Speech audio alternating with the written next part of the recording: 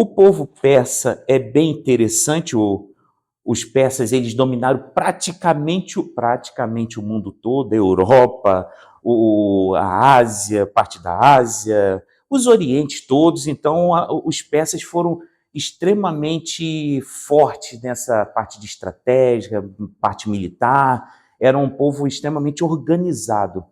Diferente dos babilônicos, os babilônicos era o seguinte: eles dominavam e tornavam as pessoas, sempre lembrem disso, tá? Se alguém perguntar qual era a diferença dos persas para os babilônicos, porque alguns podem comentar o seguinte: mas é que o povo de Deus foi levado cativo, a gente vai falar isso mais na frente, e depois eles voltaram do exílio babilônico. E os persas foram um instrumento para isso daí.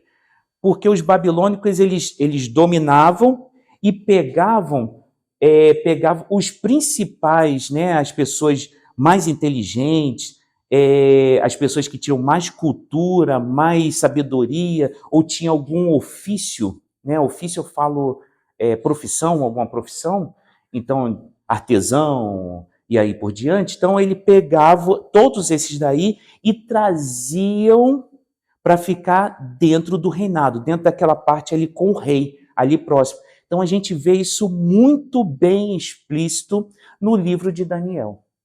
Daniel é desta cultura babilônica, tá? Então Daniel está inserido, não só Daniel, né? E os amigos dele também, né? Sadraque, Mesaque e Abednego. Então todos eles ali, e esses nomes aí não são nomes judeus, tá? São nomes babilônicos. Foi mudado o nome deles, tá? Então, algumas pessoas falam, esse é o nome judeu. Não é o nome judeu. Esse é o nome babilônico que foi colocado, tá bom? A Babilônia, hoje, no nosso contexto geográfico, é o atual Iraque, tá bom? Então, para a gente ter a noção, é o atual Iraque. Então, por isso que tem essas rixas ali no Oriente Médio. Então, Daniel 1, aí você vai ver aqui, ó, vou ler o versículo 3 e o versículo 4, tá? Então o rei ordenou que Aspenaz, o chefe dos oficiais da sua corte, trouxesse algum dos israelitas da família real e da nobreza. Então, provavelmente, Daniel era de alguma família real. Não fala dos seus genitores em nenhuma parte da Bíblia, tá? Então, mas provavelmente ele era. Então, tá lá no versículo 4. Jovem sem defeito físico, de boa aparência, cultos, inteligentes, que dominassem os vários campos de conhecimento e fossem capacitados para servir no palácio do rei. Ele devia ensinar-lhes a língua e a literatura dos babilônios. Tá? Então você está vendo que eles pegavam o que era melhor e trazia para o rei. Os persas não. Os persas eram uma cultura totalmente oposta. Ele não queria, ele não gostava, isso mesmo, de tratar as pessoas como escravas. Os persas, eles ganhavam, né, dominava aquilo lá, aquele território, e depois que dominasse aquele território, ele fazia o seguinte: eu não quero ser o dono do seu templo, do seu Deus, eu não quero fazer nada disso que vai, vamos dizer assim, trazer algo de atrito entre os persas e a sua cultura, no caso aqui nosso, os judeus. Então eles fizeram o quê? Opa, fiquem tranquilos, eu em nome de Yahvé, olha a ideia dos persas, né, como eles eram inteligentes. Em nome de Yahvé, eu vou fazer vocês voltarem para Jerusalém e vocês vão cultuar seu Deus tranquilamente, sem problema nenhum. Então, aí você vai falar assim: André, isso tem na Bíblia? Tem, está lá em Esdras. Esdras, capítulo 1, versículo 2. Então, todo o povo, todo o território que o persa conquistava, o rei Ciro, ele se intitulava, ou ele se colocava na posição do próprio, daquele próprio enviado daquele Deus. Então, seja qual fosse, ele ia falar: olha, o Deus fulano de tal falou comigo que vocês vão fazer isso, isso, isso, isso, isso. E aí está lá, em Esdras 1, capítulo 1, versículo 2. Assim diz Ciro, rei da Pérsia: o Senhor, o Deus dos céus, deu-me todos os reinos da terra e designou-me para construir um templo para ele em Jerusalém de Judá. Vocês estão vendo como um homem extremamente inteligente, ele não quer escravizar ninguém. Ele fala, tudo bem, vocês podem cultuar. A única coisa que os persas faziam era o quê? Cobrança de imposto. Não, não é o dízimo, tá? Não, não é o dízimo. É o dinheiro. Era a cobrança de impostos. Vocês podem tranquilamente, pode viver no seu território, pode cultuar o seu Deus, pode tudo, façam tudo tranquilo, mas vocês têm que me pagar impostos. E de repente, por causa do profeta, você coloca, isso, obrigado. Aí por causa do profeta Zaratustra ou Zoroastro, tanto faz um nome ou outro, tá? Alguns livros vão falar de Zoroastro. Se você escutar, o profeta Zoroastro, é esse daqui, ó, Zaratustra, tá bom? Da mesma pessoa. Ele transforma uma religião politeísta em monoteísta. Olha que interessante. Ele, opa, tem alguma coisa errada nesse contexto todo. Então, cadê minha caneta? Então, vamos transformar a religião persa em monoteísta. E o Deus deles, eu vou ter que ir lendo aqui, porque é difícil aqui para mim, mas está aqui, ó, se você puder ver, está aqui, ó. Ahura Mazda era o Deus soberano, é o Deus todo-poderoso deles, tá? É o Deus criador de tudo. Só que esse Ahura Mazda, ele cria os irmãos gêmeos, que é o Espírito Bom, que alguns livros vão chamar de Espírito Santo, e outros vão falar que é o Espírito Mal, que é o Espírito Destruidor. Eles são chamados Espentameniu. Esse daqui é o Espírito Bom. E o Angra Maniu é um espírito mau. O que acontece? Eles foram criados por Ahura Mazda, e aí eles eram gêmeos, eles tinham a mesma força, mesmo poder, só que eles lutavam entre si.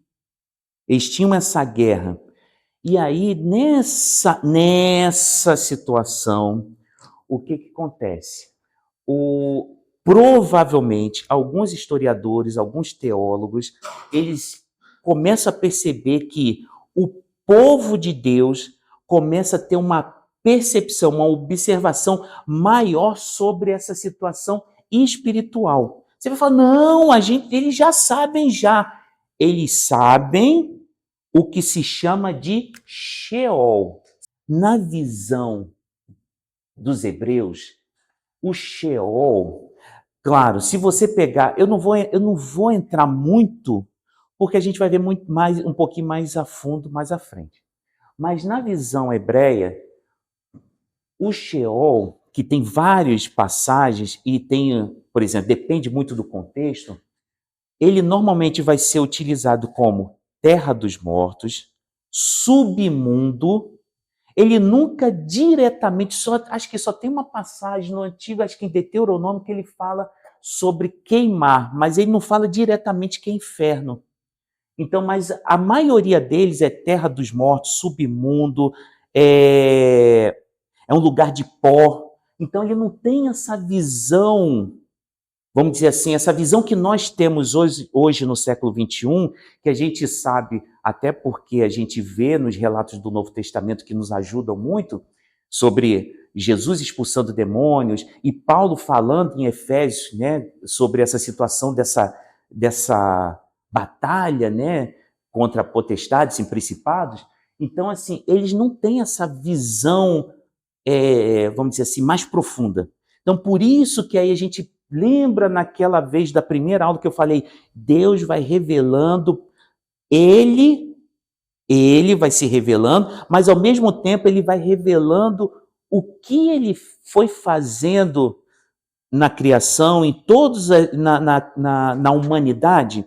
Então, ele, de uma forma gradativa, ele vai mostrando para o povo de Deus o que realmente tem além do Sheol. Então, isso daí é importante porque, por isso que eu falo assim, que é bom a gente ler para que a gente possa ver essa revelação progressiva de Deus. Que muitas vezes a gente acha, ele já sabia do céu, do inferno. Não. Por isso que a gente vê naquela passagem de Jó que o Satanás, o diabo, ele estava vagando. Ele não estava no inferno, ele estava vagando. Estava andando e foi falar com Deus. Então a gente começa a ter essa percepção que eles não tinham essa profundidade toda e provavelmente eles começaram a ter isso tudo com essa visão dos persas, onde tem essa guerra espiritual, essa situação do bom e do mal, onde o mal quer vencer o bom, e aí isso tudo aí vai trazendo um novo entendimento, né? Uma nova percepção para o povo de Deus, tá? E aí, para vocês terem ideia, esse próprio... Aí, agora volta no Zoroastro, Zaratustra, por favor. E aí esse profeta é tão interessante também que ele começa a ensinar para os persas que existe um Messias. O Messias, o ungido, aquele que vai trazer a ordem do mundo todo, que na visão bíblica, né, tanto judaica cristã, ela é uma visão onde vai trazer vamos dizer assim, o Messias, ele vai trazer a centralidade do povo judeu, vai expulsar os romanos, isso estou falando no Novo Testamento, tá? Então vai expulsar os romanos daquela terra e vai trazer a ordem, a força, o reinado novamente vamos dizer assim, pela descendência, pela genealogia de Davi.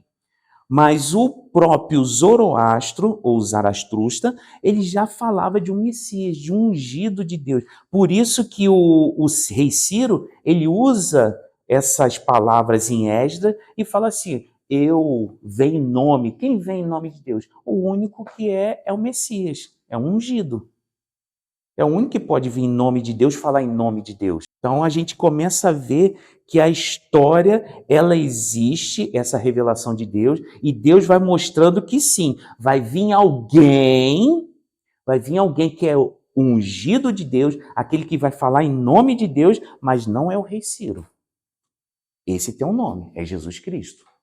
E aí, para a gente finalizar aqui, o que é tão interessante, a gente falou aqui dos cananeus, que tem todo aquele legado, os egípcios, que tem todos os legados, os persas também, que tem o seu legado de liberdade, dessa dominação, de escravidão, de cultuar o seu Deus, toda essa visão aí, vamos dizer assim, inovadora para o contexto cultural e daquela época, daquela altura. A gente falou também dos mesopotâmios, também do seu legado, tudo que ele fez na civilização também, nas cidades. Mas você já parou para pensar de uma forma bem simples para a gente finalizar essa parte dos povos da Bíblia, os outros povos da Bíblia, que Deus não escolheu nenhuma potência dessa? Ele escolheu um nômade, um homem que vivia numa terra isolada, no meio do nada, que ele poderia sair de um lado e para o outro, que não tinha uma força cultural, tecnológica, nada. Conhecia algumas coisas, mas mais agricultura, pecuária ou coisa parecida, família. E escolheu aquele homem e falou, olha, é você que vai ser o precursor do meu povo. Aquele que eu escolhi para ser a minha nação, o povo escolhido, aquele que vai proclamar o Messias ungido de Deus. Você já viu para parar para pensar que a gente, muitas vezes, no século XXI, a gente pensa somente em poder, poder, poder, E por isso que Paulo fala muito bem que o conhecimento de Deus é loucura para os homens, mas para nós é poder, é sabedoria, é majestade, é graça de Deus. Por isso que quando a gente estuda, a gente vai vendo o quão é bonito a Bíblia, o quão é bonita essa revelação de Deus. E ele usou, sim, outros povos, isso não desmerece nada. Se você fala, mas usou outras fontes, não desmerece nada. Isso só quer mostrar, só ratifica ainda mais que existiu um dilúvio, existiu uma criação, existiu realmente um Deus que se apresentou no meio da humanidade, e esse Deus ele teve que mostrar para os outros povos que eram politeístas, que adoravam a vários deuses, mostrar o seguinte: olha, eu vou ter que escolher um povo, uma nação, para que eles possam ensinar para vocês quem é realmente o Deus verdadeiro, e eu vou deixar revelado no livro, para que gerações futuras possam aprender. Então, essa é a beleza da Bíblia, essa é a beleza de Deus, dos seus atributos, da sua eternidade, tá bom? Então, a gente fechou aqui os outros povos da Bíblia.